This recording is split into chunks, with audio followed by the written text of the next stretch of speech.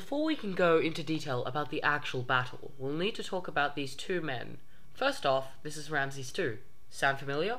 Well, not only is Ramses II famous for his expansion of Egypt, the architectural wonders he commissioned, more than any pharaoh before him, and his military might, but he is also presumed to have been the Egyptian pharaoh in the Bible, in the story of Moses, in Exodus.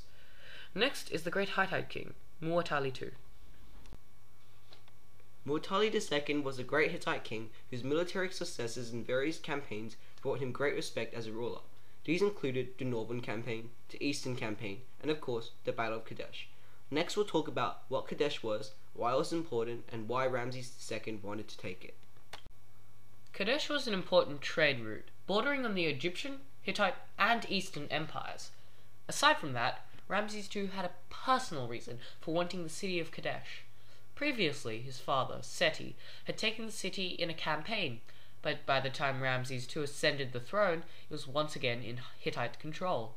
When Ramses II took the throne, he vowed to take back Qadesh, as conquering the city would prove him a powerful and wise leader.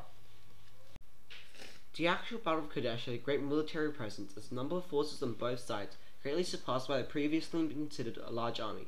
The Hittites brought in 47,000 men, the leader Muwatalli II calling for one of the biggest forces ever assembled in Hittite history. Ramses II recruited 41,000 men, one of the largest fighting forces assembled in Egyptian history. Due to the huge amount of men, the Battle of Kadesh remains to today the largest chariot battle ever fought. Now onto the military tactics. The Egyptians had 4 divisions, Amun, Re, Set, and Ta, as well as Nirin, a poorly documented division who had stayed behind to secure a port, whereas the Hittites did not have a set formation. Though still lethal in battle, the Egyptians used a basic approach of foot soldiers, then chariots, followed by archers, while the Hittites tried to optimize each unit's effectiveness using a broad range of tactics.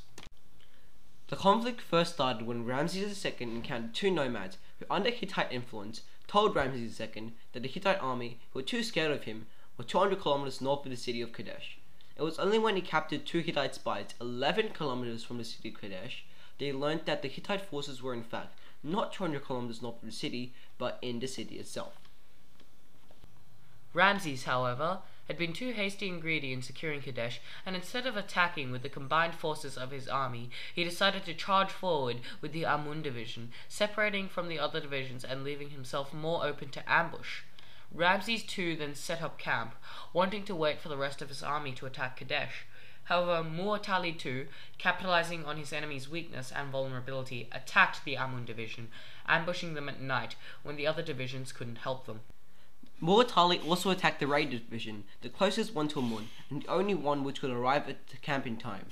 After Ramses held off the attackers, he rallied the last of his men in a desperate attempt to counterattack, just in time as the Ta and the Niran division arrived, and finished off the surprised and unprepared Hittites, who were so confident in victory that they stopped to loot the Egyptian camp.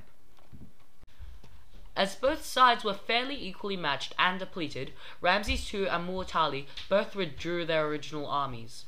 The fighting, however, continued on for 15 years until Ramses II and Hatsui III, Muwatalli II's successor, agreed on a peace treaty setting out the boundaries of each empire's land.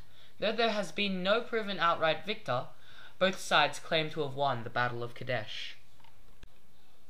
Even with no victorious party, the Battle of Kadesh left behind a great legacy. It was the first battle with recorded tactics, and as previously mentioned, the largest chariot battle ever fought. The peace treaty made was also the first of its kind, leading the way for peaceful negotiations to end conflicts instead of more fighting. This battle was the most advanced battle of its time, involving scouts, deception, formations, and ambushes.